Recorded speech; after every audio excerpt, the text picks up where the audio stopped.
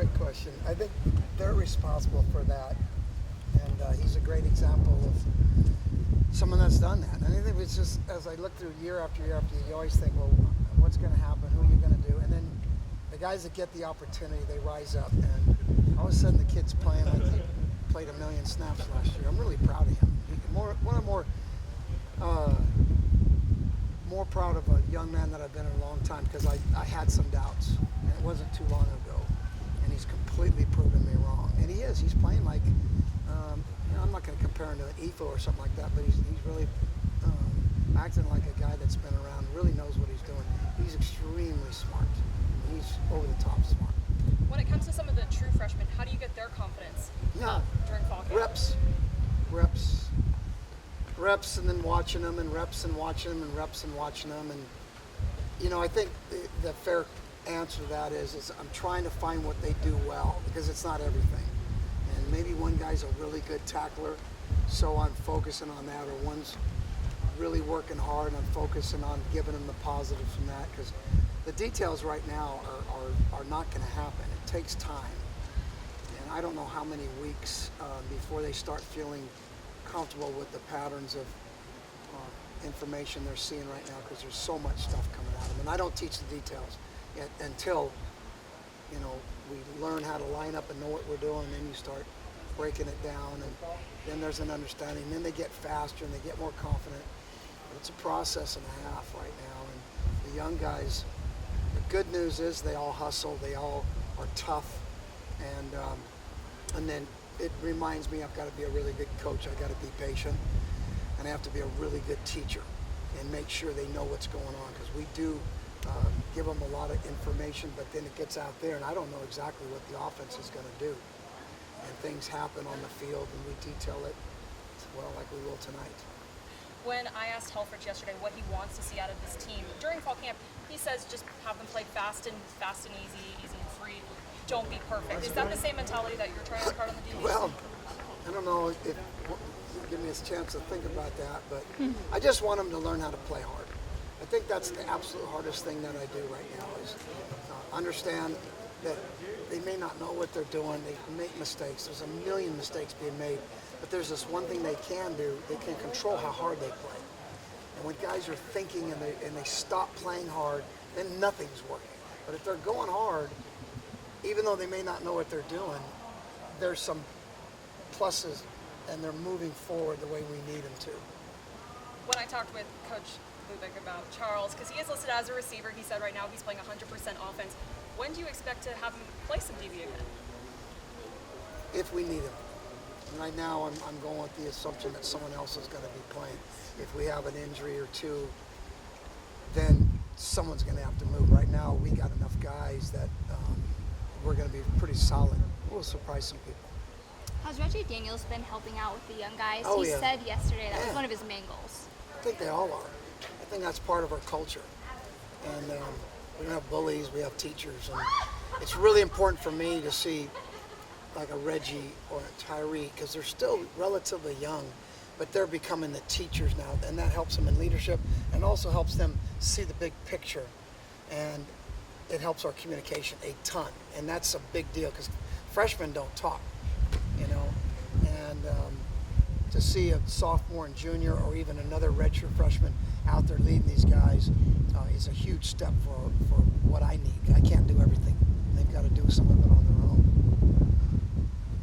John, have you spoken to Ethan lately? Do you think a redshirt year with the Browns is going to help him? Not specifically in a while. It's been a month or so. I don't know what's going on in camp with him. I told him, I said, hey, treat it like a redshirt here. You didn't redshirt in college, and now you got a chance to redshirt. But the guy, he's so physically strong that he might be unique in terms of being able to come back a little bit early. A professional athlete like that's got to be smart too, because he can't afford to get going before he's ready. We've seen that happen before with guys. They'll do the right things. They know when to let it go and stuff in terms of their medical people out there. What did that big game experience at the end do for CC? Tons. Yeah. Tons. We'll see. But how he's practicing out there, he's practiced like as good a player as I've ever had here. I like I told this young lady, Kristen, about we got a daughter named Kristen. Oh, there you go. That when guys get opportunities, they change. It's phenomenal. And all of a sudden, I'm looking at this guy. It's like Arion. Yes, Arion. And I watch them, and they look like they've been playing out there forever. They take the responsibility, and you know, I come in sometimes wondering if we're going to be worth a darn. You know, and I walk off the field, and we get a chance to be pretty good. And all of a sudden, an Ugo shows up, and all of a sudden, we're going to be real good. And I believe that. And we'll see what happens with some of the young guys, but that's really a hard answer at this point. I don't know what's going to happen with those guys. But we'll see. They're getting a lot of opportunities. We played 150 snaps yesterday of just team, not including the half lines and special teams. 150 plays, a lot of plays to play in practice. And that means they're getting reps, and we can evaluate them and see if they're going to be something we need them to be. And then in time, you know, as coaches, we got to be smart enough to know what can we do with what we have, and that'll all be figured out in, you know, a little more than 2 weeks. Then we can start sifting down and figure out what we're going to do and what we can do and who can do it. And that's the fun part of this time of year. I enjoy that part. It's really a big challenge to go through another season after all the seasons I've coached and just be excited and anxious in a way to get it out there and see. And it's going to be, this is the most, I was just talking about quarterbacks today in our league, and I don't know who the quarterback in Eastern, but they got a great offense. It doesn't matter who it's going to be. It's some guy that's going to be good. And then you got the guy at Michigan State, and then, oh my God, the guy at Stanford, and then the guy at Arizona State. I went, everyone's good. And we better be. It's not going to be Vernon Allen, Joe. I hope not. Coach, what was your general impression of the condition of the team when they came into camp? Oh, in all fairness to these guys, they're not playing the game. So that we've run 300 plus plays in 2 days now. That's a phenomenal amount.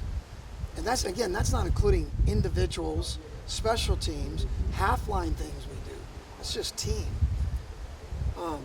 So they're tired, and it's hot. And it was a little bit humid. Yesterday it was humid for Oregon. I mean, it was hot. I noticed it. So in time that we could play that many plays, it's going to be part of what I think it's going to take to have a great year. We're going to outwork some people. So if they We're weren't in doing it good right shape now. when they came into camp, they will be. No, after they're all in these- good shape coming into camp. They're just not. You got to play the game. They're not out hitting people all summer. When you put your hands on people, the big guys, and they're moving bodies, and then they're running to the ball and chasing the ball, you know, you have to have that environment, and that's only in practice right now that we can really do that. But in terms of getting through practice and finishing hard, they've come in really good shape. We're not a fat team. You know, we're not a bunch of fat guys. You know, we got a few, but we've got a lot of guys that have lost some weight and they look good.